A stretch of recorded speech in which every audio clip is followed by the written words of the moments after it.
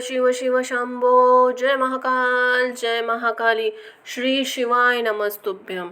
शिव और पार्वती की बातचीत। शिव का पार्वती के अनुरोध कर स्वीकार करना। ब्रह्मा जी कहते हैं, नारद परमानंद हर की यह बात सुनकर उनके आनंददायी रूप दर्शन पाकर पार्वती को बड़ा हर्ष हुआ। उनका मुख प्रसन्नता से खिल उठा। वे बहुत ही सुख का अनुभव करने लगी। फिर महासाध्वी शिवा ने अपने पास खड़े हुए अपने पास खड़े हुए भगवान शिव से कहा। पार्वती बोली, देवेश्वर आप मेरे स्वामी हो। पूर्व काल में आपने जिसके लिए हर्षपूर्वक दक्ष के यज्ञ का विनाश किया था, उसे क्यों भुला दिया था। वे ही आप हैं, वे ही मैं हूँ। देवेश्वर, इस समय मैं तारकासुर को दुख पाने वाले देवताओं के कार्य से सिद्ध के लिए रानी मेनका से गर्भ से उत्पन्न हुई हूँ। देवेश, यदि प्रसन्न है तो मुझ पर कृपा करने के लिए मेरे पति हो जाइए। ईशान प्रभु, यही मेरी बात मान लीजिए। आपकी आज्ञा लेकर मैं पिता के घर जाती हूँ। अब आपने विवाह रूप परम स्वरूप विशुद्ध यश को सर्वत्र विख्यात कीजिए। नाथ प्रभो, आप तो लीला करने में कुशल है। अंत है पिता हिमावन के पास जाइए और याचक बनकर उनसे मेरी याचना कीजिए। लोकों में पिता के यश को फैलाते हुए आपको ऐसा ही करना चाहिए। इस तरह आप मेरे संपूर्ण गृहस्थाश्रम को सफल बनाएंगे। जब आप मेरे प्रसन्नतापूर्वक ऋषियों से मेरे पिता को सब बातों की जानकारी कराएंगे, तब मेरे पिता अपने भाई बंधुओं के साथ आपकी आज्ञा का पालन करेंगे, इसमें संदेह नहीं है। जब मैं प्रजापति दक्ष की कन्या थी, तब मेरे पिता ने आपके हाथ में मेरा हाथ दिया था। उसी समय आपने शास्त्रोक्त विधि से विवाह कार्य पूर्ण नहीं किया। मेरे पिता दक्ष ने ग्रहों की पूजा नहीं की। अंत ही उस विवाह में ग्रह पूजन विषयक बड़ी भारी त्रुटि रह गई। इसलिए प्रभु महादेव, आपकी बार देवताओं के कार्यों में सिद्ध के लिए आप शास्त्र युक्त विधि से विवाह कार्य के संपादन करें। विवाह की जैसी रीति है उसका पालन आपको अवश्य करना चाहिए। मेरे पिता हिमावन को यह अच्छी तरह से ज्ञात होना चाहिए कि मेरी पुत्री का शुभ कारक तपस्या की है। पार्वती ने ऐसी बात सुनकर भगवान सदाशिव बड़े प्रसन्न हंसते हुए प्रेम पूर्वक बोले। शिव ने कहा, देवी महेश्वरी, यही मेरी बात उत्तम सुनो। यह उचित मंगल कारक निर्दोष है, इसे सुनकर वैसा ही करो। वराने ब्रह्मा आदि जितने के लिए प्राणी है वे सब अनित्य हैं। हे भामिनी, यह सब कुछ जो दिखाई देता है उसे नश्वर समझो। मैं निर्गुण परात्मा हूँ, गुणों से युक्त एक से अनेक हो गया हूँ। जो अपने प्रकाश से प्रकाशित होता है वही परमात्मा। मैं दूसरों से प्रकाशित होने वाला हो गया हूँ। देवी, मैं स्वतंत्र हूँ, परंतु तुमने मुझे परतंत्र बना दिया। समस्त कर्मों को करने वाली प्रकृति एवं महामाया हो। यह संपूर्ण जगत महामय रचा गया है। मुझ सर्वात्म परमात्मा ने अपनी उत्तम बुद्धि के द्वारा इसे धारण कर रखा है। सर्वत्र प्रभाव रखने वाले सर्वत्व पुण्य आत्मा ने इसे अपने भीतर सिंचा है तथा यह तीनों वर्णों में अधिष्ठ है। देवी वरवर्णी, ऐसा कौन सा ग्रह है, कौन से ऋतु समूह है अथवा कौन सा दूसरे उपग्रह है, इसे तुमने शिव के लिए कहा गया है। किसको कर्तव्य का विधान किया है। गुण और कार्य भेद से हम दोनों के इस जगत में भक्त वत्सल के कारण भक्तों की सुख देने वाले हेतु का ग्रहण किया है। तुम रज सत्व तमोमय त्रिगुणात्मका सूक्ष्म प्रकृति हो। सदा व्यापार कुशल सगुणा और निर्गुणा भी हो। सुद मध्य में मैं यहाँ संपूर्ण भूतों के आत्मा निर्विकार एवं निरहीय हूँ। भक्त इच्छा से मैंने शरीर धारण किया है। शैलजे, मैं तुम्हारे पिता हिमालय के पास नहीं जा सकता तथा भिक्षुक होकर तुम्हारी उनसे याचना भी नहीं कर सकता। गिरिजानंदिनी, महान गुणों से अत्यंत गौरवशाली महान पुरुष अपने मुंह से दो यह बात निकालने के लिए लघुता को प्राप्त हो जाता है। कल्याणी, ऐसा जानकर हाँ हमारे लिए क्या कहती हो। भद्रे, तो तुम्हारी आज्ञा से सब कुछ कर करना है, अंत ही तुम्हारी इच्छा, जैसे हो वैसा करो। महादेव ने ऐसा कहने पर भी सती साध्वी कमल लोचनी महादेवी शिवानी उस भगवान शंकर को बारंबार भक्ति भाव से प्रणाम करके कहा। पार्वती बोली, नाथ आप आत्मा है, मैं प्रकृति हूँ, इस विषय में विचार करने के लिए कोई बात नहीं है। हम दोनों स्वतंत्र निर्गुण है, भक्ति भाव से अधीन होने के कारण सगुण हो जाते हैं। शंभो प्रभो, आपको प्रयत्न पूर्वक मेरी प्रार्थना के अनुसार कार्य करना चाहिए। शंकर, आप मेरे लिए याचना करें और हिमावण को दाता बनने का सौभाग्य प्रदान करें। महेश्वर, मैं सदा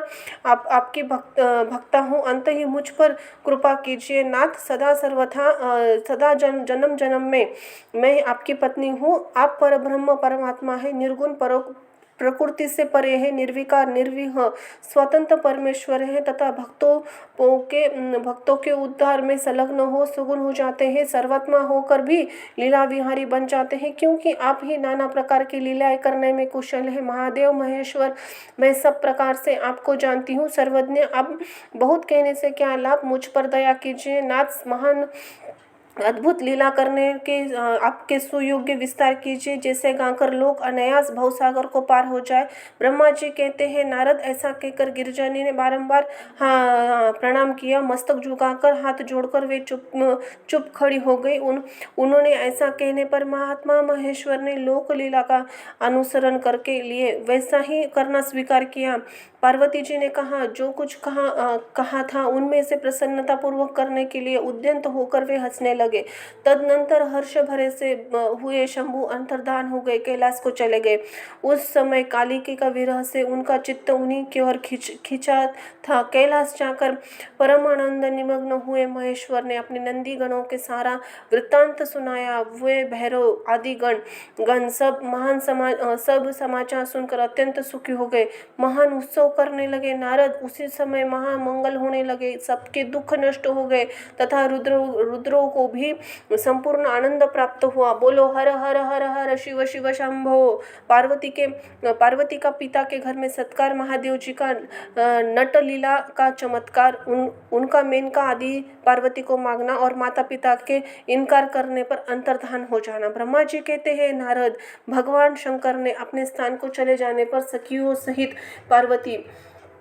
पार्वती भी अपने रूप को सफल करके महादेव जी का नाम लेते हुए पिता के घर को चली गई। पार्वती का आगमन सुनकर मैना हिमाचल दिव्य रथ पर आरूढ़ हर्ष विहल से होकर उनकी अगवानी के लिए चले। पुरोहित, परवासी, अनेक सखियों तथा अन्य संबंधी आदि भी आ पहुंचे। पार्वती के सारे भाई मेनाक आदि बड़े हर्ष के साथ जय जयकार करते हुए उन्हें घर ले आने के लिए गए। इसी बीच में पार्वती नगर के निकट आ गई। नगर में प्रवेश करते समय शिवा देवी ने माता पिता को आते देखा, जो अत्यंत प्रसन्न हर्ष विहल से विहलित होकर दौड़े आ रहे थे। उन्हें देखकर हर्ष से भरी हुई काली ने सखियों सहित प्रणाम किया। माता पिता ने पूर्ण रूप से आशीर्वाद दे पुत्री को छाती से लगाया। ओ मेरी बच्ची, ऐसा कहकर प्रेम से विहल होकर रोने लगी। तत्पश्चात अपने घर की दूसरी स्त्रियां तथा भाभियों से बड़ी प्रसन्नता के साथ प्रेम पूर्वक उन्हें भुजाओं में भरकर भेंटा। देवी, तुमने अपने कुल का उद्धार करने के लिए कार्यों को सिद्ध करने इसे अच्छी तरह से सिद्ध किया है। तुम्हारे सदाचार से हम लोग पवित्र हो गए हैं। ऐसा कहकर सब लोग हर्ष के साथ पार्वती को भूरी भूरी प्रशंसा करते हुए उन्हें प्रणाम करने लगे। लोगों ने चंदन उन सुंदर फूलों से शिव देवी का साधन पूजन किया। उस अवसर पर विमान पे बैठे हुए देवताओं को नमस्कार करने के लिए उन पर ब्रह्म फूलों की वर्षा करते हुए स्तुति की। नारद उसी समय सुंदर रथ पर बैठाकर ब्राह्मण आदि लोग नगर में ले गए। ब्राह्मणों, सखियों तथा दूसरी स्त्रियों ने बड़े आदर के साथ शिव का घर पे भीतर प्रवेश किया। स्त्रियों ने उनके ऊपर बहुत सी वस्तुएं निछावर की। ब्राह्मणों ने आशीर्वाद दिए। मुनीश्वर, पिता हिमवन और मेनका ने बड़ी भारी प्रसन्नता हुई। उन्होंने अपने गृहस्थ आश्रम को सफल बनाया। यह अनुभव किया कि कुपुत्री अपेक्षा ही सुपुत्री श्रेष्ठ है। गिरिजा ने ब्राह्मणी और वंदक जनी को धन दिया, ब्राह्मणों को मंगल पाठ करवाया। मुने इस प्रकार पार्वती के हर्ष भरे माता पिता भोजिया सभी घर के आंगन में प्रसन्नता पूर्वक बैठी। तदनंतर हिमावन प्रसन्न चित्त से सबका आदर सत्कार करके गंगा स्नान के लिए गई। इसी बीच में सुंदर लीला करने वाले भक्त वत्सल शंभु एक अच्छा नचने वाला नट बनकर मेनका के पास आए। उन्होंने हाथ में सिंह और दाहिने हाथ में डमरू ले रखा था। पीठ पर कथरी रख घोड़ी छोड़ी जोड़ी थी, लाल वस्त्र पहने थे। भगवान रुद्र नाच और गाने में निपुणता का परिचय दे रहे थे। सुंदर नटका का रूप धारण किए हुए भगवान शिव ने मेनका के पास बैठी हुई स्त्रियों की टोली के समुद्र सुंदर नृत्य किया। अपने मनोहर नाना प्रकार के गीत गाए। उन्होंने वहां सुंदर ध्वनि करने वाले शृंग और डमरू को बजाया तथा नाना प्रकार की बड़ी मोहर लीला भी। नटराज के उन लीलाओं को देखने के लिए नगर के सभी स्त्री पुरुष बालक वृद्ध सहसा वहां आ पहुंचे। मुने उस मधुर गीत को सुनकर, उस मनोहर नृत्य को देखकर वहां आए हुए सब लोग तत्काल मोहित हो गए। मैना भी मोह गई। उधर पार्वती ने अपने हृदय में भगवान शंकर का साक्षात दर्शन किया। वे त्रिशूल आदि चिन्ह धारण किए हुए अत्यंत सुंदर दिखाई देते थे। उनका सारा अंग विभूति से भूषित था। वे हड्डियों माला से अलंकृत थे। उनका मुख सूर्य, चंद्र एवं अग्निरूप तीनों नेत्रों से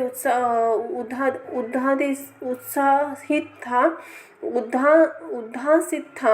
उन्होंने नाग का यज्ञोपवीत धारण किया था। उसके सुरम्य रूप को देखकर दुर्गा प्रेमवश से मूर्छित हो गई। गौरणावर्ण विभूषित दीन बंधु दया सिंधु सर्वथा मनोहर महेश्वर पार्वती कह रहे थे, वर मांगो। अपने हृदय में विराजमान महादेव का इस रूप में देखकर पार्वती ने उन्हें प्रणाम किया। मन ही मन वर मांगा कि आप मेरे पति हो जाइए। पति युक्त हृदय से शिवा को वैसा कल्याणकारी वर देकर वे पुनः अंतर्धान हो गए। वहां पूर्णनद भिक्षा मांगने वाला नट बनकर उत्तम नृत्य करने लगे। उसी समय मैना सोने के थाली में रखे हुए बहुत से सुंदर रत्न प्रसन्नता पूर्वक देने के लिए गई। उनका ऐश्वर्य देखकर भगवान मन ही मन बड़े प्रसन्न हुए, परंतु उन्होंने रत्नों को स्वीकार नहीं किया। वे भिक्षा में पुत्री शिवांको को मारने लगे। पुनः कौतुकवश सुंदर नृत्य एवं गान करने को उद्यत हुए। मैना उस भिक्षुक नटकी की बात सुनकर अत्यंत कुपित हो उसे डांट के फटकारने लगे।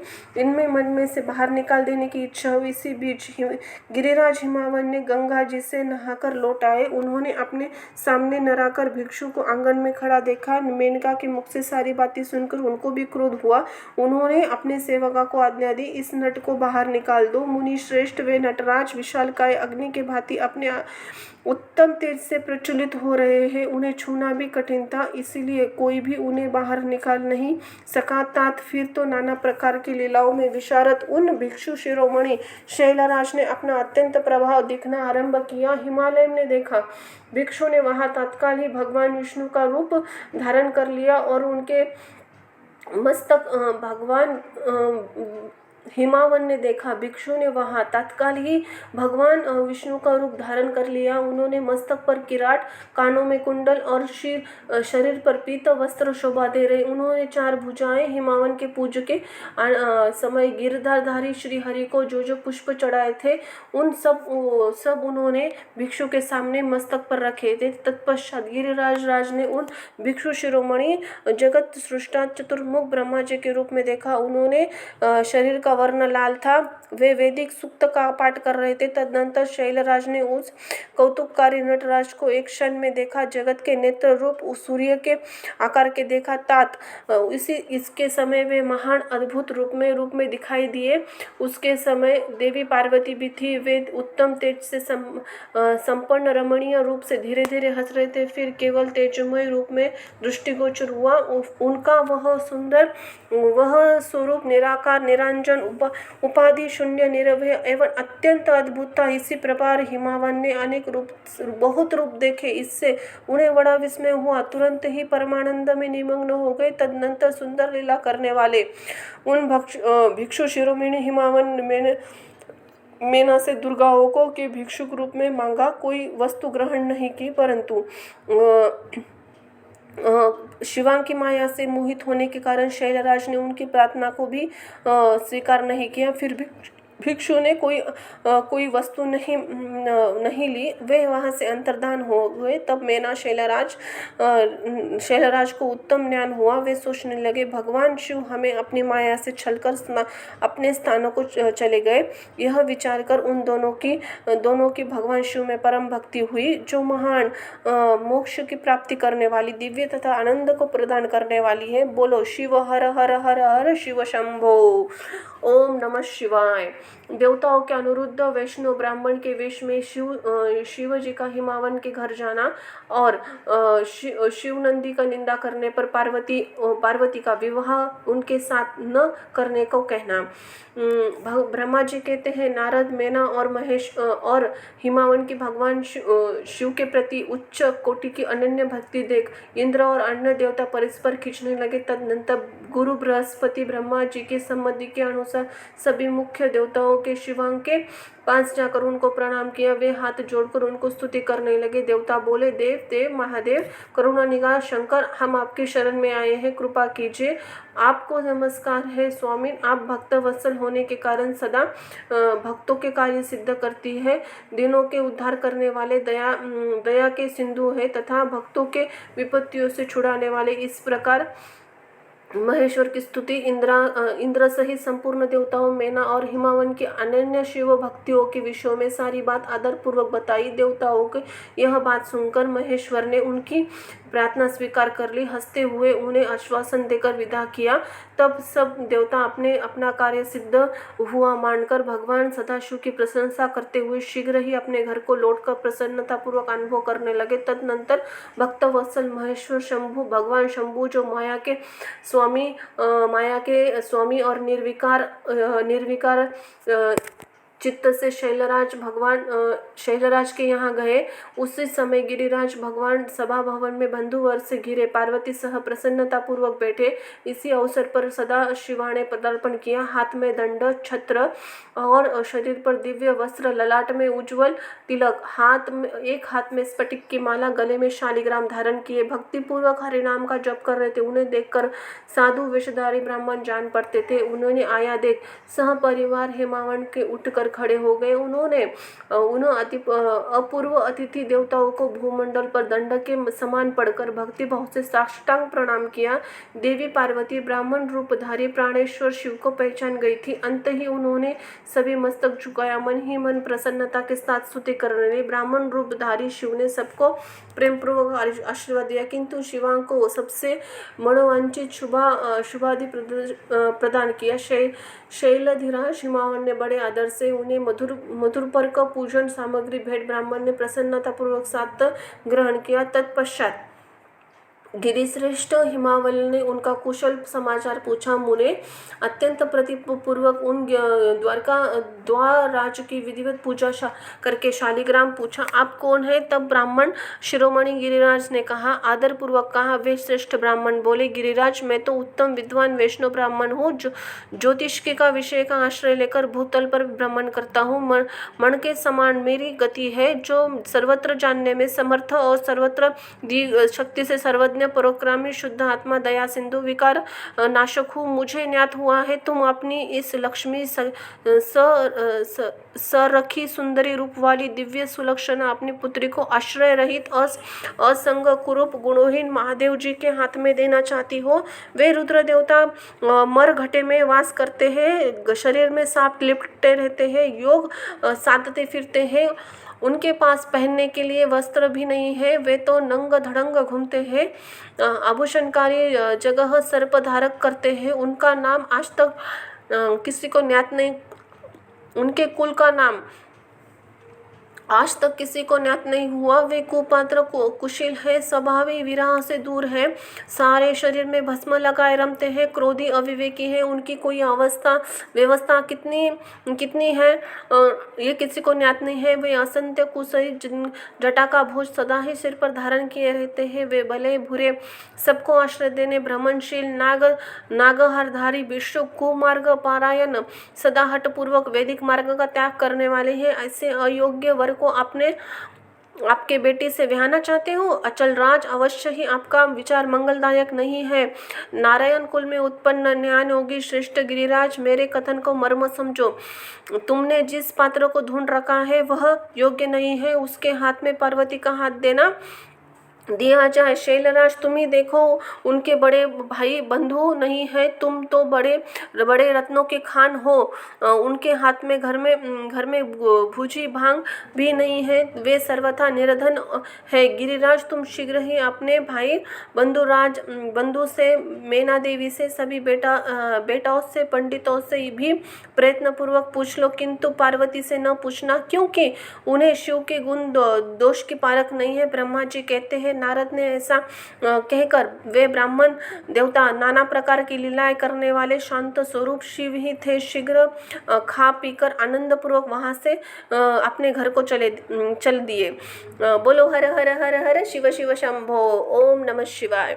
मेनका का कोप भवन में प्रवेश। भगवान शिव का हिमावन के पास सप्त ऋषियों को भेजना तथा हिमावन का मेनका का सत्कार, हिमावन द्वारा उनका सत्कार। सप्त ऋषियों तथा अरुंधति और महर्षि वशिष्ठ का मेना हिमावन को समझाकर पार्वती का विवाह भगवान शिव के साथ करने के लिए कहना। ब्रह्मा जी कहते हैं, ब्राह्मण रूपधारी शिव के वचनों का मेनका के ऊपर बड़ा प्रभाव हुआ।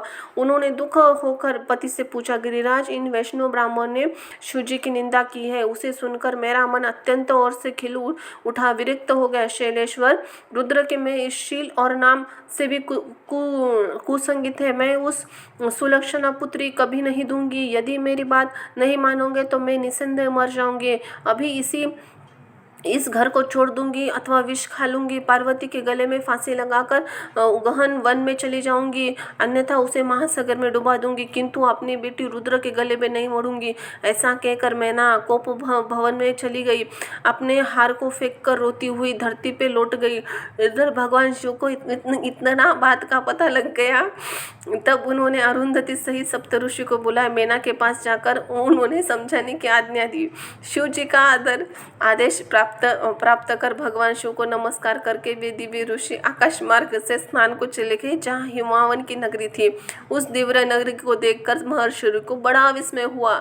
वे हिमाचलपुर की परस्पर प्रशंसा करते हुए सब ऐश्वर्य से भरे पूरे हिमावन के घर जहाँ पहुँचे, सूर्य तुल्य तेजस्वी सात ऋषियों को दूर से आकाश से आते देख हिमावन को बड़ा विस्मय हुआ। वे बोले, ये 7 सूर्य तुल्य तेजस्वी मुनि मेरे पास आ रहे हैं, मुझे यज्ञ पूर्वक इनकी पूजा करनी चाहिए। सबको सुख देने वाले गृहस्थ लोग धन्य हैं, जिनके घर पर ऐसे महात्म्य पदार्पण करते हैं। ब्रह्मा जी कहते हैं, इसी समय वे मुनि आकाश से उतरकर पृथ्वी पर खड़े हो गए। उन्हें देख हिमावन बड़े आदर के साथ आगे बढ़े और हाथ जोड़कर झुकाकर सप्त ऋषियों को प्रणाम करके पश्चात उन्हें सामने उन सबकी पूजा तथा उनके आगे कहा, मेरा गृहस्थ आज धन्य हो गया। यह कहकर उन्हें बैठने के लिए भक्तिपूर्वक आसन दिया। वे आसन पे बैठ गए। उनकी आज्ञा लेकर हिमावन भी बैठे थे। उन ज्योतिर्मय महर्षियों के इन पास जाकर हिमावन ने कहा, आज मैं धन्य हूँ, कृत्य हूँ, मेरा जीवन सफल हो गया। मैं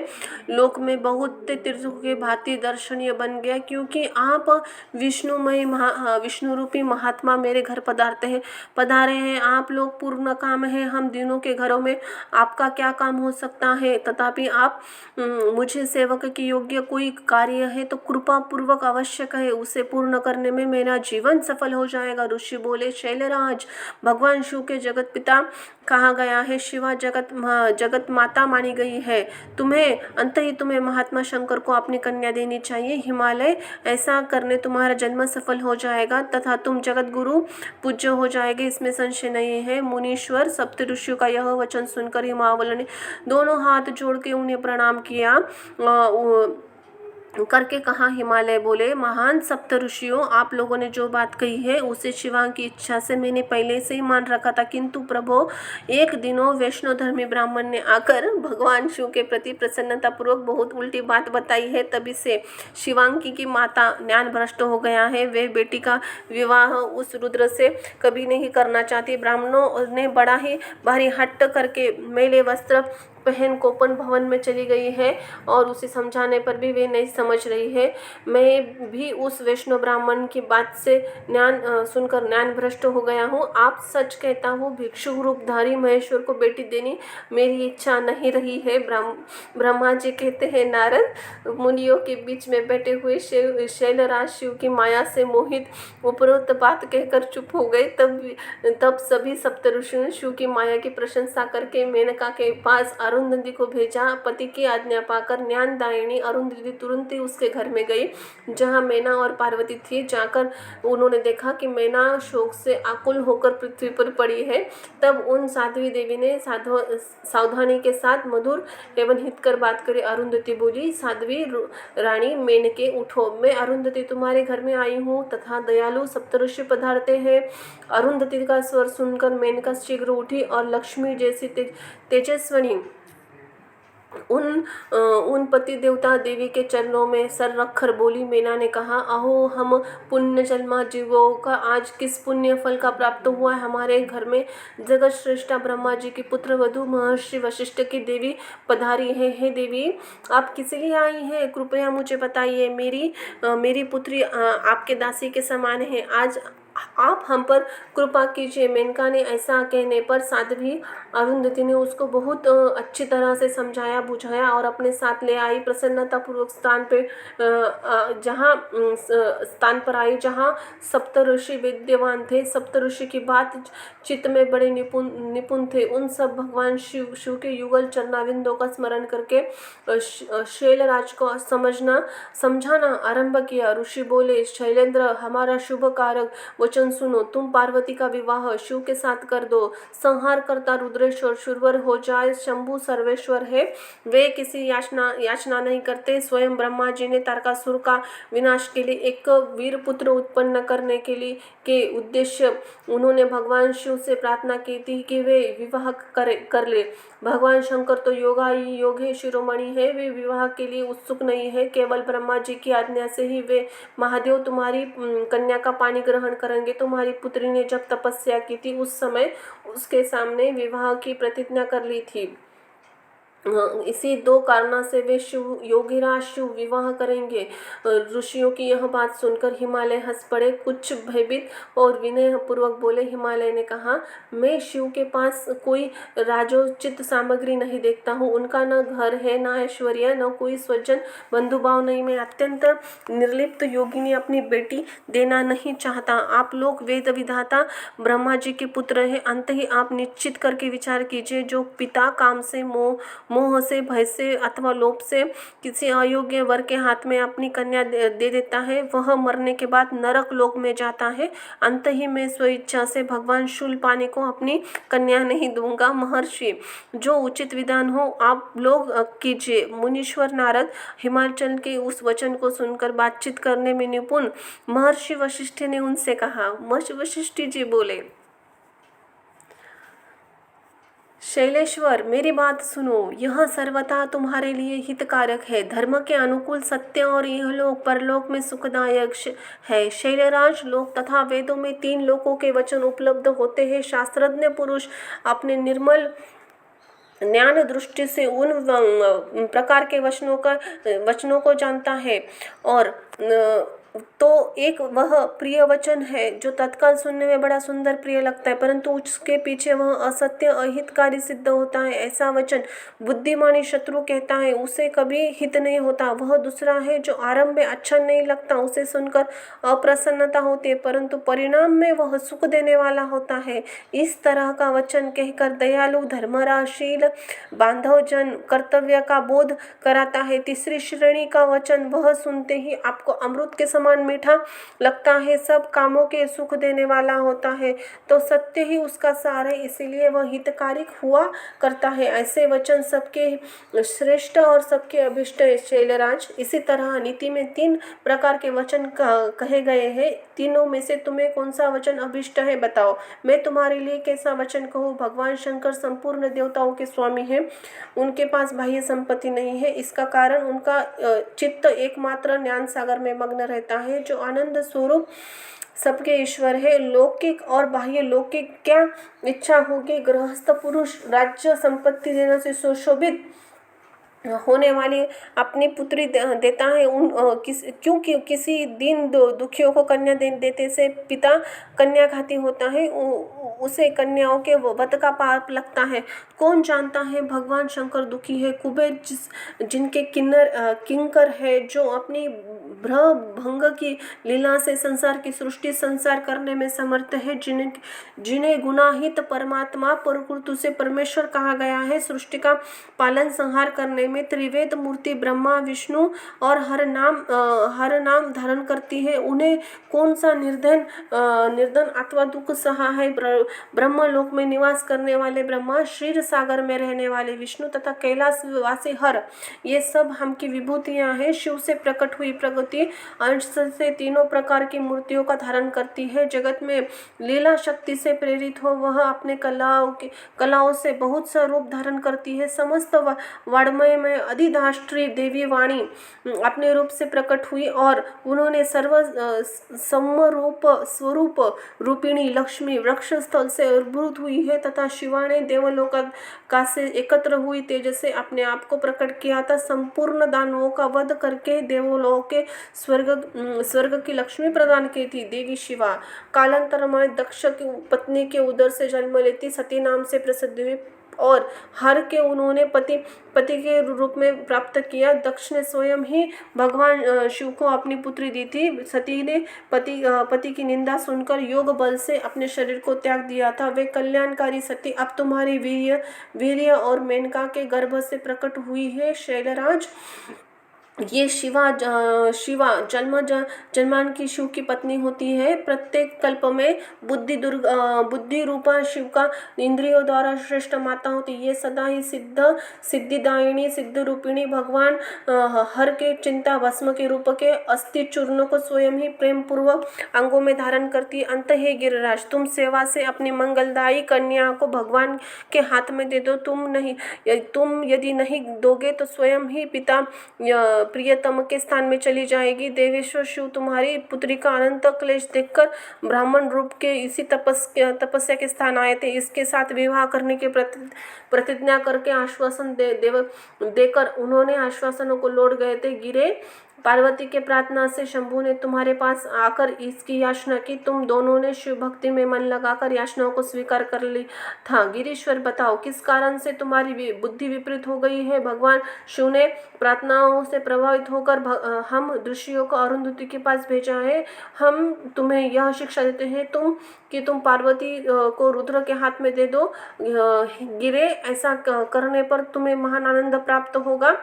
और शैलेंद्र तुम्हें यदि तुम स्व इच्छा से अपनी बेटी शिवांग को शिव के हाथ में नहीं दोगे तो भावी बल से इन दोनों का विवाह हो जाएगा। तात भगवान शंकर में तपस्या में लगी हुई पार्वती को ऐसा वर दिया है। शिव की आज्ञा से प्रतिज्ञा कभी पलट नहीं सकती। गिरिराज ईश्वर के वश में रहने वाली समस्त साधु पुरुषों की प्रतिज्ञा संसार में किसी के द्वारा उल्लंघन नहीं हो सकता।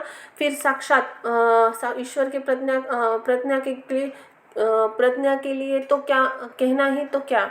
सप्त ऋषियों के समझाने तथा मेरु आदि के कहने से पत्नी सहित हिमवान के शिव के साथ पुत्री के विवाह का निश्चय करना तथा सप्त ऋषियों के शिव के पास जा उन्हें सब बात बताकर अपने धाम को जाना। बोलो हर हर हर हर शिव शिव शंभो। ओम नमः शिवाय। शिव ब्रह्मा जी कहते हैं, हे नारद, तदनंतर वशिष्ठ ने प्राचीन काल में अनन्य राजा अरण्य के द्वारा अपनी कन्या पद्म का पिपलाद के साथ विवाह करके तथा धर्म के वरदान से पिपलदा के तरुण अवस्था रूप गुण तथा स्थिर रहने वाले यौवन कुबेर इंद्र से बढ़कर धन ऐश्वर्य भक्ति सिद्धि समस्त प्राप्त करने के लिए पद्मा के स्थिर यौवन सौभाग्य संपत्ति भ्राता के द्वारा गुणवान 10 पुत्रों के प्राप्त करने की बात सुनकर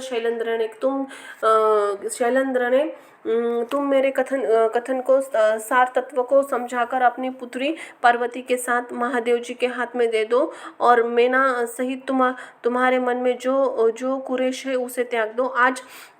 आज से 1 सप्ताह व्यतीत होने पर अत्यंत शुभ दुर्लभ मुहूर्त आने वाला है। उस समय चंद्रमा लग्न के स्वामी होकर उन्होंने पुत्र बांधने के लग्न में स्थित होंगे। उनका रोहिणी नक्षत्र के साथ योग होगा। चंद्रमा और सारे तारे शुद्ध होंगे। मार्गशीर्ष मास में अंतर्गत संपूर्ण दोषों से रहित सोमवार को जब लग्न पर संपूर्ण शुभ ग्रहों की दृष्टि होगी, पाप ग्रहों की दृष्टि नहीं होगी तथा बृहस्पति ऐसे स्थान पर स्थित होंगे जहां से उत्तम संतान पति का सौभाग्य देने में समर्थ होंगे।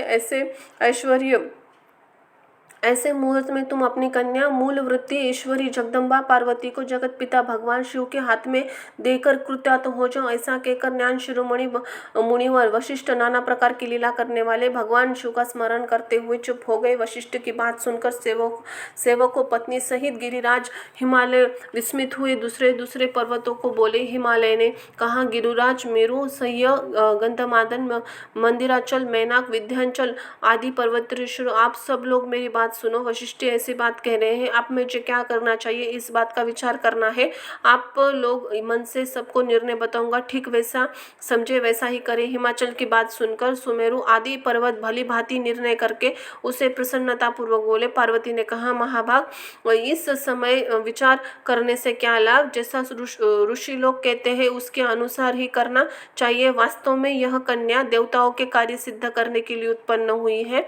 इसने शिव के लिए अवतार लिया है, इसे शिव को देना ही चाहिए। यदि रुद्र की आराधना की है, रुद्र ने आकर इसके साथ वार्तालाप किया है तो इसका विवाह उसी के साथ होना चाहिए। ब्रह्मा जी कहते हैं, नारद, उन मेरु आदि पर्वतों को यह बात सुनकर हिमाचल बहुत प्रसन्न हुए। गिरिजा भी मन में मन हंसने लगे। अरुंधति भी अनेक कारण बताकर नाना प्रकार की बातें सुनकर विविध प्रकार के इतिहासों का वर्णन करके मैना देवी को समझाया। तब शैल पत्नी मेनका सभी कुछ समझ गई। प्रसन्न चित्त होकर उन्होंने मुनियों अरुंधति को हिमालय को भोजन कराकर स्वयं भोजन किया। तदनंतर ज्ञानी गिरि श्रेष्ठ हिमालय ने उन मुनियों की भांति भांति सेवा की। उनका मन प्रसिद्ध सारा भ्रम दूर हो गया। उन्होंने हाथ जोड़ प्रसन्नता पूर्वक महर्षि से कहा। हिमालय बोले, महान सप्त ऋषियों, आप लोग मेरी बात सुने, मेरा सारा संदेह दूर हो जाएगा। मैंने शिव और पार्वती का चरित्र सुन लिया है। अब मेरा शरीर, मेरी पत्नी मैना, मेरी पुत्री रिद्धि सिद्धि तथा सारी वस्तुएं भगवान शिव की है, दूसरे किसी को नहीं। ब्रह्मा जी कहते हैं, नारद, ऐसा कहकर हिमाचल ने अपनी पुत्री आदर सहित पूर्वक देख लिया। उसे वस्त्राभूषण से विभूषित करके ऋषियों के गोद में बैठा दिया। तत्पश्चात शैलराज पुनः प्रसन्न हो ऋषियों से बोले, यह भगवान रुद्र का भाग है, मैं उन्हीं को दूंगा, ऐसा निश्चय कर लिया। ऋषि बोले, गिरिराज, भगवान शंकर तुम्हारे याचक है, तुम स्वयं उनके दाता हो और पार्वती देवी भिक्षा है, उससे उत्तम क्या हो सकता है। हिमाचल, तुम समस्त पर्वतों के राजा, सबसे श्रेष्ठ धन्य हो। अंत ही तुम्हारे शिरों के सामने गति है। तुम्हारे सभी शिखर सर्वसामान्य मांस रूप से पवित्र एवं श्रेष्ठ है। ब्रह्मा जी कहते हैं, नारद, ऐसा कहकर निर्मल अंतकरण ने उन मुनियों की गिरिराज कुमारी पार्वती हाथ से छूकर आशीर्वाद देते हुए कहा, शिवे, तुम भगवान शिव के लिए सुखदायिनी हो, तुम्हारा कल्याण होगा। जैसे शुक्ल पक्ष में चंद्रमा बढ़ता है उसी प्रकार तुम्हारे गुणों की वृद्धि हो। ऐसा कहकर सब मुनियों ने गिरिराज को प्रसन्न पूर्वक फल फूल दे विवाह के पक्के होने से दृढ़ विश्वास कर लिया। उसी समय परम सती सुमुख अरुंधति ने प्रसन्नता पूर्वक भगवान शिव के गुणों का बखान करके मेनका को लुभा लिया। तदनंतर गिरिराज हिमावन ने परम उत्तम मांगलिक लोकचारी का आश्रय हल्दी कुंकुम से दाढ़ी मूछ का मांजन किया, अपनी दाढ़ी मूछ का मांजन किया। तत्पश्चात चौथे दिन लग्न का निश्चय करके परस्पर संतोष दिया। वे सप्तऋषि भगवान शिव के पास आए। वहां जाकर शिव को नमस्कार विविध सूक्तियों का संवर्धन करके विशिष्ट आदि सब मुनि परमेश्वर शिव को बोले। ऋषियों ने कहा, देव महादेव परमेश्वर महाप्रभु, प्रेम पूर्वक हमारी हमारी बात सुने। आपने आपको इन सेवा का जो भी कार्य किया है उसे जान ले। महेश्वर हमसे नाना प्रकार के सुंदर वचन और इतिहास सुनाकर गिरिराज मेनका को समझा दिया है। गिरिराज के लिए मेनका का वरदान वाग्यदान कर दिया है। इसमें कोई नाना नच नहीं है। और आपने जो पार्षदों को तथा देवताओं के साथ उन्होंने विवाह के लिए उनके यहाँ विवाह के लिए जाइए। महादेव प्रभु आप शीघ्र ही हिमाचल के घर पधारिए और वेदोक्तांतर रीति के अनुसार पार्वती का अपने लिए पानी ग्रहण कीजिए। सप्त ऋषि का यह वचन सुनकर लोक चार पारायण महेश्वर प्रसन्न चित्त हंसते हुए बोले। महेश्वर ने कहा, महाभाग ऋषियों, विवाह का तो मैंने न तो कभी देखा है और न ही सुना है। तुम लोगों ने पहले जैसा ही हो उसके अनुसार विवाह की विशेष विधि का वर्णन करो। महेश्वर की उस लौकिक शुभ वचनों को सुनकर ऋषि हंसते हुए देवादिदेव भगवान सदाशिव से बोले। देवर्षि ने कहा, प्रभु आप तो पहले भगवान विष्णु के विशिष्ट उनके पार्षदों को शीघ्र बुला ले, फिर पुत्रों सहित ब्रह्मजोग देवराज इंद्र को, समस्त ऋषियों को, यक्ष गंधर्व किन्नर सिंध विद्यासर अप्सरा प्रसन्नतापूर्वक आमंत्रण करे तथा अन्य लोगों में यहाँ सादर बुलावा ले। वे सब लोग मिलकर आपके कार्य को सिद्ध करेंगे, कार्य को साधन कर लेंगे और इसमें संशय नहीं है। ब्रह्मा जी ने कहा, नारद ऐसा कहकर वो सातों सप्त ऋषि आज्ञा लेकर भगवान शंकर की स्थिति का वर्णन करते हुए वहां से प्रसन्नतापूर्वक चले गए। बोलो हर हर हर हर शिव शिव शिव शंभो। हिमावन का भगवान शिव के पास लग्न पत्रिका भेजना, विवाह के लिए आवश्यक सामान जुटाना, मंगल चारिका का आरंभ करना, उनका निमंत्रण पाकर देव पर्वतों नदियों दिव्य रूप में आना, पूर्व की सजावट और विश्वकर्मा दिव्य मंडप तथा एवं देवताओं के निवास के लिए दिव्य लोकों का निर्माण करवाना। नारद जी ने पूछा, तात महापाद्य प्रभु आप कृपा पूर्वक बताइए कि सप्त ऋषियों चले जाने पर हिमाचल ने क्या कहा। ब्रह्मा जी ने कहा, मुनीश्वर अरुणधति सहित उन सप्त ऋषियों चले जाने पर हिमालय जो कार्य के लिए वह तुम्हें बताता हूँ। सप्त ऋषियों के जाने पर अपने मेरु आदि भाई बहनियों के आमंत्रित करके पुत्र हिम पत्नी सह महामानवी गिरिराज हिमावन बड़े हर्ष का अनुभव करने लगी। तदनंतर ऋषियों आज्ञा के अनुसार हिमवन ने अपने पुरोहित गर्ग जी से बड़ी प्रसन्नता के साथ लग्न पत्रिका दिखलाई। उस प्रसन्नता पत्रिका को उन्होंने भगवान शिव के पास भेजा। पर्वतराज के बहुत से आत्मीय जन प्रसन्नता मन से नाना प्रकार की सामग्रियां लेकर वहां गए। कैलाश पर भगवान शिव के समीप पहुंचकर उन लोगों ने शिव के तिलक लगाया। वह लग्न पत्रिका उसके हाथ में दिया। भगवान शिव ने उनका सबका यथायोग्य सत्कार किया। फिर वे सब लोग प्रसन्नचित शैलराज के पास लौट आए। महेश्वर के द्वारा महेश सम्मानित होकर बड़े हर्ष के साथ लौटे। उन लोगों को देखकर हिमावन के हृदय में अत्यंत हर्ष हुआ। तत्पश्चात आनंद हो शैलराज ने नाना देश में रहने वाले बंधुओं को लिखकर आमंत्रण भेजा। उन सबको सुख देने वाला था। इसके बाद वे बड़े आदर के साथ उन्होंने साथ अन्न और नाना प्रकार की विभवोचित सामग्रियां समग्र करी। उन्होंने चावल, गुड़, शक्कर, आटा, दही, दूध, घी, नमकीन पदार्थ, मक्खन, पकवान, महान स्वादिष्ट रस और नाना प्रकार के व्यंजन इतने अधिक एकत्र किए, सूखे पदार्थ के पहाड़ खड़े हो गए और द्रव्य पदार्थ की बावड़ियां बन गई।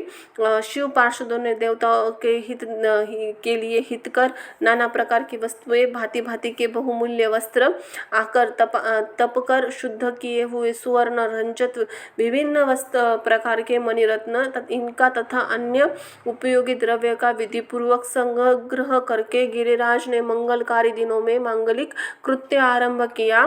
पर्वतराज ने घर की स्त्रियों पार्वती का संस्कार करवाया। भांति भांति के आभूषण विभूषण हुई। राज भवन की उन सुंदर स्त्रियों ने साध मंगल कार्य संपादन किया। नगर के ब्राह्मण की स्त्रियों के बड़े स्वयं बड़े हर्ष के साथ लोक उच्चार का अनुष्ठान किया। उनके मंगल पूर्वक हाथों में भांति भांति के उत्सव बनाए गए। वर्ष भर हृदय के उत्तम मंगलचार का संपादन करके हिमालय भी सर्वतो भवन बड़े प्रसन्न हुए। अपने निमंत्रित बंधु जनों के आगमन को उत्सुकता पूर्वक प्रतीक्षा करने लगे। इन्हीं के बीच उनके निमित्त बंधु बांधव आने लगे। देवताओं के निवास भूत गिरिराज सुमेरु दिव्य रूप धारण किए हुए नाना प्रकार के मणियों तथा मनोरत्नों के यत्नपूर्वक साथ ले आए। स्त्री पुरुषों के साथ हिमालय के घर आए। मंदिराचल, अस्ताचल, उदयाचल, मलय, दुदुर, निषंद, गंधमादन, करवील, महेंद्र, परियाद, क्रौंच, पुरुषोत्तम, शैल, नील, त्रिकुट, चिरकुट, वेंकट, श्रीशैल, गोकामुख, नारद, विंध्य, कालजल, कैलाश तथा अपने अन्य पर्वत दिव्य रूप धारण कर स्त्री पुत्रों के साथ बहुत सी भेंट सामग्री वहां उपस्थित ले हुए। दूसरे द्वीपों में वहां यहाँ भी जो पर्वत है वे सब हिमालय के घर पधारे। शिवा और शिव का विवाह है यह जानकर बड़ी प्रसन्नता के साथ वहां पदार्पण किया। सोनभद्र नद और संपूर्ण नदियां दिव्य नर नारियों के रूप धारण करके नाना प्रकार के अलंकार से उपकृत शिव पार्वती का विवाह देखने के लिए आए। गोदावरी, यमुना, सरस्वती, वेणी, गंगा, नर्मदा, श्रेष्ठ अन्य सरिताएं भी प्रसन्नता पूर्वक हिमालय के साथ यहाँ आई। उनके सब आने से देवता हिमालय की दिव्यपुरी सब ओर से भर गई। वह सब प्रकार की शोभाओं से प्रसन्न थी। वहाँ बड़े बड़े भारी उत्सव हो रहे थे। ध्वजा पताका फहरा रही थी। बंधनवार से उसकी अधिक शोभा हो रही थी। चारों ओर चंदवे तने होने से वहाँ सूर्य का दर्शन नहीं हो पाता था। भांति भांति नीली, पीली और उसकी प्रभा पूरी की शोभा बढ़ती थी। हिमालय की बड़ी प्रसन्नता के साथ अपने यहाँ पधारे हुए स्त्री और पुरुषों का यथा योग्य आदर सत्कार सब किया और सबको अलग अलग सुंदर स्थान में ठहराया। अनेक उपयुक्त सामग्री देकर संपूर्ण पूर्ण संतुष्ट किया। मुनि श्रेष्ठ तदनंतर शैलराज हिमवान ने प्रसन्न हो महान उत्सव से परिपूर्ण नगर को विचित्र रीति से सजना आरंभ किया। सड़कों को झाड़ बुहाकर उन पर छिड़काव कराया। उन्हें बहुमूल्य साधनों से सुसज्जित एवं शोभित करके प्रत्येक घर के दरवाजे पर केले और मांगलिक वृक्ष लगवाए। उन्हें मांगलिक द्रव्यों से सुगंधित किया। अंगलोकों से, केलों से, खंभों से सजाया। रेशम के डमरों के आम के पल्लव बांधकर बंधमवारें बनवाई। उन्होंने खंभों के चारों ओर लगवा दिया। मालती के फूलों के मालाएं बनाई। उस आंगन के सारी ओर लटका गई। सुंदर तोरणों के आंगन का भाग अत्यंत प्रकाशमान जान पड़ता था। चारों दिशाओं में मंगल सूचक शुभ द्रव्य खींचे गए थे जो प्राण गण की शोभा बढ़ा रहे थे। इसी प्रकार अत्यंत प्रसन्नता से भरे हुए गिरिराज हिमावन महान प्रभावशाली गर्ग मुनि के साथ आगे करके अपनी पुत्री के लिए प्रस्तुत करना योग्य सारा उत्तम मंगल कार्य संपन्न किया। उन्होंने विश्वकर्मा को बुलाकर आदर पूर्वक मंडप बनवाया जिसका विस्तार बहुत अधिक था। वेदी आदि के कारण वह मंडप मनोहर जान पड़ता था। देवर्षि मंडप वह मंडप कई योजन विस्तृत था। अनेक शुभ लक्षणों से युक्त था। नाना प्रकार से आश्चर्यों से परिपूर्ण था। वहाँ स्थानवर जंगम सभी वस्तुएं कृत्रिम थी परंतु असली वस्तुएं समान प्रतीत होती थी। उनसे उस मंडप की मनोहरता बढ़ गई थी। वहाँ उस प्रकार ऐसी अद्भुत वस्तु थी जो मंडप का सर्वस्व जान पड़ती थी। नाना प्रकार के वस्तुओं का चमत्कार वहाँ छा जाता था। वहाँ स्थानावर वस्तुओं स्थानावर पराजित हो रही थी अर्थात एक से बढ़कर एक दूसरी शोभाशाली पर चमत्कार पूर्वक दिखाई देती। उस मंडप में स्थूल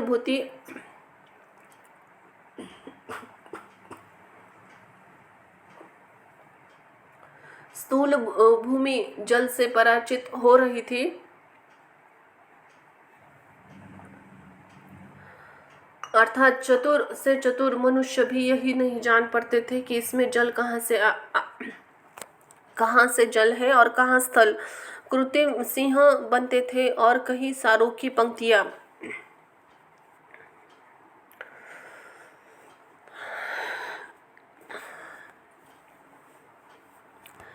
चारों की पंक्तियाँ और कहीं बनावटी मोर थे जो सुंदरता से मन को मोह लेते थे, कहीं कृत्रिम स्त्रियाँ भी थी जो पुरुषों के साथ नृत्य करती हुई थी। वे कृत्रिम होने पर सबकी और मोह लेती थी, उनके मन को मोह में डाल देती थी। उसी विधि से मनोहर द्वारपाल भी थे जो स्थानवर होने पे जगम के स्थान जान पड़ते थे। वे अपने हाथ में धनुष उठाकर उन्हें खींचते देखते थे। द्वार पर कृत्रिम महालक्ष्मी खड़ी थी जिनकी रचना अद्भुत थी। वह समस्त शुभ लक्षणों से संयुक्त दिखाई देती थी। उन्हें देखकर ऐसा जान पड़ता था मानो क्षीर सागर से साक्षात लक्ष्मी आ गई हो। उन्हें मंडप से स्थान स्थान पर सजाए हुए कृत्रिम हाथी खड़े हुए थे, असली हाथियों के समान प्रतीत होती थी। घोड़सवारों के सहित घोड़े, हाथी सवारों के सहित हाथी बनाए गए थे। जहाँ तहाँ रथियों सहित रथ बनाए गए थे जो कृत्रिम आश्वासनों को खींच जाते हैं। उन्हें देखकर लोगों को बड़ा आश्चर्य लगता था। इनके सिवा दूसरे कृत्रिम वाहन वहाँ खड़े थे। पैदल सिपाहियों की कृत्रिम सेना वहाँ मौजूद थी। मुने प्रसन्न चित्त वाले विश्वकर्मा ने देवताओं मुनियों को मोह डालने वाले ऐसी अद्भुत रचना की थी कि वहाँ अद्भुत रचना की थी। मंडप से सबसे फाटक वार पर कृत्रिम नदी का खड़ा था जो शुद्ध स्फटिक मणि से समान उज्ज्वल कांति से सुशोभित हो रहा था। भगवान शिव के वहाँ नंदी की जैसे आकृति थी ठीक वैसे ही वह था। वह कृत्रिम नंदी के ऊपर रत्न विभूषित महादिव्य पुष्पक पाता था जो पल्लवों से तथा श्वेत चामरों से सजाया गया था तथा उसके वाम पार्श्व से दो कृत्रिम हाथी खड़े थे जिसका रंग विशुद्ध केसरपान के समान था। वे 4 दांत वाले बनाए गए थे और 60 वर्ष के पाठों के समान दिखते थे। वे परस्पर स्नेह से प्रतीत होते थे, उनमें से बड़ी चमक थी। इसी प्रकार सूर्य के समान अत्यंत प्रकाशमान दिव्य अश्व विश्वकर्मा ने बनाए थे जो ज्वर से अलंकृत दिव्य आभूषण से विभूषित थे। श्रेष्ठ रत्नमय आभूषण से समान कवचधारी लोकपाल संपूर्ण देवता विश्वकर्मा से रचे हुए थे जो देवता रचे गए थे जो ठीक नहीं, जो उन्हें लोकपालों देवता से मिलते जुलते थे। इसी तरह भृगु और समस्त तपोवन ऋषि अनन्य उपदेवताओं सिद्ध भी उनके द्वारा निर्मित हुए थे। गरुड़ और समस्त पारदर्शों से युक्त भगवान विष्णु का कृत्रिम विग्रह भी विश्वकर्मा ने बनाया था जिसका साक्षात श्री हरि के समान आश्चर्यकारक था। नारद समी पुत्रों वेदों सिद्धों से घिरे हुए मुझ ब्रह्मा की प्रतिमा वहाँ बनाई गई थी जो मेरे समान ही वैदिक सूक्तों का पाठ कर रही थी। ऐरावत पर हाथी चलते हुए देवराज इंद्र भी वहाँ दल बल के साथ खड़े थे। वे भी कृत्रिम बनाए गए थे और परिपूर्ण चंद्रमा के समान प्रकाशित होते थे। देवर्षि ने बहुत कहने से क्या लाभ, हिमाचल से प्रेरित हुए विश्वकर्मा क्या कह बहुत कहने से क्या लाभ, हिमाचल से प्रेरित हुए विश्वकर्मा ने वहाँ शीघ्र ही संपूर्ण देवोमांजरे के कृत्रिम विग्रहों का निर्माण कर लिया था। इस प्रकार उन्होंने दिव्य मंडप की रचना की थी। वह मंडप अनेक आश्चर्यों से युक्त हुआ था तथा देवताओं को भी मोह लेने वाला था। तदनंतर गिरिराज हिमावन की आज्ञा से परम शक्तिमान विश्वकर्मा ने देवता आदि के निवास स्थान के लिए उनके कृत्रिम लोकों का यज्ञपूर्वक निर्माण किया। उन्हीं लोकों में उन देवताओं के अत्यंत तेजस्वी परम सुखदायिनी उन अत्यंत तेजस्वी परम अद्भुत सुखदायक बड़े बड़े दिव्य मंचों सिंहासनों की रचना की। इसी तरह मुझ स्वयंभू ब्रह्मा के निवास के लिए क्षण भर में अद्युत सत्यलोक की रचना कर डाली जो उत्तम दीप से उद्दीत हो रहा था। साथ ही साथ भगवान विष्णु के लिए भी क्षण भर में दूसरे दिव्य वैकुंठ धाम का निर्माण किया था जो परम उज्ज्वल था तथा नाना प्रकार के आश्चर्यों से परिपूर्ण था।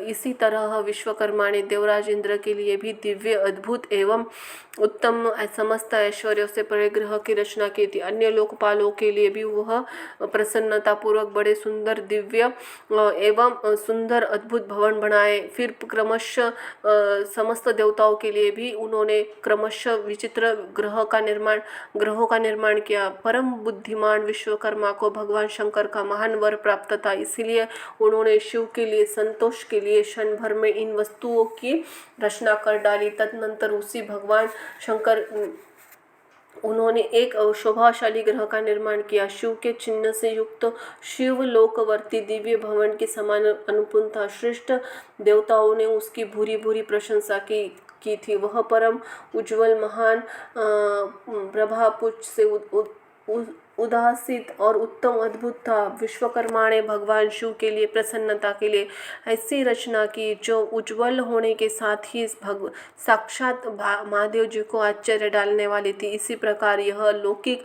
व्यवहार हिमाचल ने बड़ी प्रसन्नता के साथ भगवान शंभु के शुभ गमन की प्रतीक्षा करने लगे। देवर्षि हिमालय का सारा आनंददायक वृत्तांत मैंने तुमसे सुना। अब क्या सुनना चाहते हो? बोलो हर हर हर हर शिव शिव शंभो। ओम नमः शिवाय। श्री शिवाय नमस्तुभ्यम। भगवान शिव का नारद जी द्वारा देवों का निमंत्रण दिलाना, सबका आगमन, शिव का मंगलचाली ग्रह पूजन आदि करके कैलाश से बाहर निकलना। नारद जी ने विष्णु शिष्य महाप्रज्ञ तात विधात आपको नमस्कार है। कृपानिधे आप मुझसे यह अद्भुत कथा सुनने को मिलती है। अब भगवान चंद्रमौली के परम मंगलमय तथा समस्त पापनाशी के विनानाशक वैवाहिक चरित्रों को सुनना चाहता हूँ। मंगल पत्रिका पाकर महादेव जी ने क्या किया? परमात्मा शंकर जी की वह दिव्य कथा सुनाइए। ब्रह्मा जी ने कहा, बेटा तुम बड़े बुद्धिमान हो, भगवान शंकर के सुंदर यश को सुनो। मंगल पत्रिका पाकर भगवान शंकर ने जो कुछ किया है वह बताता हूँ। भगवान शिव उस मंगल पत्रिका को प्रसन्नता पूर्वक हाथ में लेकर हृदय में बड़े हर्ष के साथ अनुभव करते हुए हंसने लगे। फिर भगवान ने उन लाने वाले को सम्मान किया। तत्पश्चात उन्होंने बात विधि पूर्वक स्वीकार किया। इसके बाद हिमाचल के यहाँ आए हुए बड़े लोगों का आदर के साथ विदा किया। तदनंतर उन मुनियों ने कहा, आप लोगों ने मेरे शुभ कार्य भली भांति संपन्न किया। अब मैंने विवाह स्वीकार कर लिया है। अंत ही आप लोग मेरे विवाह में आना चाहिए। भगवान शंकर का यह वचन सुनकर वे ऋषि बड़े प्रसन्न हुए और प्रणाम करके एवं परिक्रमा अपने परम सौभाग्य की सराहना करते हुए धाम को चले गए। तदनंतर महालीला करने वाले देवेश्वर भगवान शंभु ने लोकचार का सहारा लेकर तत्काल तुम्हारा स्मरण किया। तुम अपने सौभाग्य की प्रशंसा करते हुए बड़ी ही प्रसन्नता के साथ वहां आए। मस्तक पर झुकाकर प्रणाम कर हाथ विनत भाव से खड़े हो गए। तब भगवान शिव ने कहा, नारद, तुम्हारे उपदेश से देवी पार्वती ने बड़ी भारी तपस्या की है और उससे संतुष्ट होकर मैंने उन्हें बड़ी भारी तपस्या की है। तुम्हारे उद्दिष्ट से होकर मैंने उन्हें वरदान दिया है कि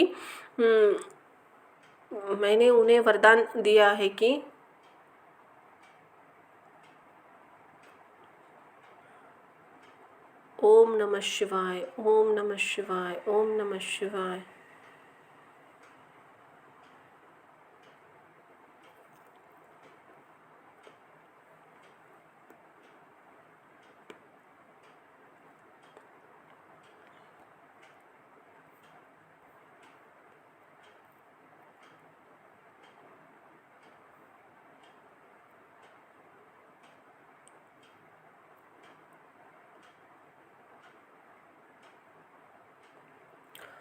तब भगवान शिव ने कहा, नारद, तुम्हारे उपदेश से देवी पार्वती ने बड़ी भारी तपस्या की है।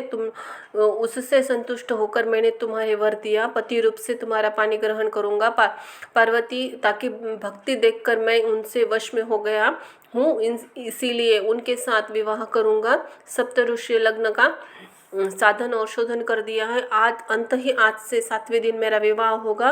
उस अवसर पर लौकिक रीति का आश्रय ले महान उत्सव करूंगा। मुने, तुम विष्णु, सब देवताओं, मुनियों, सिद्धिकों तथा अन्य लोगों को भी मेरी ओर से निमंत्रित करो। सब देवता शासन के गुरु तत्व को समझाकर प्रसन्नता उसके सब प्रकार के धज स्त्री पुरुषों के साथ ले आए। ब्रह्मा जी कहते हैं, मुने, भगवान शंकर की आज्ञा के शिरोधर्य करके तुम शीघ्र ही जाकर उन निमंत्रण दे आना। तत्पश्चात शंभु के पास जाकर आज्ञा के अनुसार तुम वही ठहर गए। भगवान शिव भी उन सब देवताओं आगमनी उत्कंठा पूर्व प्रतिष्ठा करते हुए अपने गणों के साथ वही रहे। उन्हीं सभी सभी गण संपूर्ण दृष्टियों में नाचते हुए बड़ा भारी उत्सव मना रहे हैं। इसी बीच भगवान विष्णु सुंदर वेश धारण किए अपनी पत्नी और दल बल के साथ शीघ्र ही कैलाश पर्वत पर आए और भक्ति भाव से भगवान शिव को प्रणाम करके उनकी आज्ञा पाकर प्रसन्नता पूर्वक उत्तम स्थान में ठहर गए। इसी प्रकार गणों के साथ स्वतंत्रता पूर्वक शीघ्र ही कैलाश पर आ गया। इसी प्रकार मैं अपने गणों के साथ स्वतंत्रता पूर्वक शीघ्र ही कैलाश आ गया। भगवान शंभु को प्रणाम करके अपने सेवकों सहित स्वानंद वहाँ ठहरा। तदनंतर इंद्र आदि लोकपाल उनकी स्त्रियां आवश्यक ही सामान के साथ खूब सज धज कर वहाँ आई। वे सबके सब उत्सव मना रही थी। तत्पश्चात मुनि नाग सिद्ध उपदेवता अन्य लोग भी निमंत्रित हो उत्सव में महान मानते हुए आए। उस समय महेश्वर ने वहाँ आए हुए देवता आदि का पृथक पृथक सहर्ष स्वागत किया। फिर तो कैलाश पर्वत पर बड़ा ही अद्भुत महान उत्सव होने लगा। देवताओं ने उस आनंद पर्वत पर यथा योग्य नृत्य किया। विष्णु आदि जो देवता भगवान शंभु की यात्रा वैवाहिक यात्रा का संपन्न कराने के लिए इस समय वहां आए थे, वे सब इस स्थान पर ठहर गए। भगवान शिव की आज्ञा पाकर सब लोग उनके प्रत्येक कार्यों का अपना कार्य समझकर नियंत्रित रूप से करने लगे। इसे शिव को सेवा मानने लगे। उस समय सातों मातृकाएं यहाँ बड़ी प्रसन्नता के साथ शिव को यथा योग्य आभूषण पहना लगी। मुनि श्रेष्ठ परमेश्वर भगवान शिव का जो स्वाभाविक वेश था वही उनकी इच्छा के लिए आभूषण की सामग्री बन गया। उस समय चंद्रमा एवं उनके मुकुट स्थान पर आ पहुंचे। उनका जो सुंदर ललावटी तीसरा नेत्र था वही शुभ तिलक बन गया। मुने कानों के आभूषणों में जो दो सर्प बताए गए हैं वे रत्नों से युक्त दो कुंडल बन गए। अंगों में स्थित सर्प उन स्थानों में अंगों के अति रमणीय नाना प्रकार के आभूषण हो गए। उनमें बीच उनके आभूषण हो गए। उनों के बीच शरीर में जो भस्म लगा है वह चंदन आदि का अंगराग बनाया है। उनके चर्म परिधान कर वे सुंदर दिव्य दुकुल बन गए।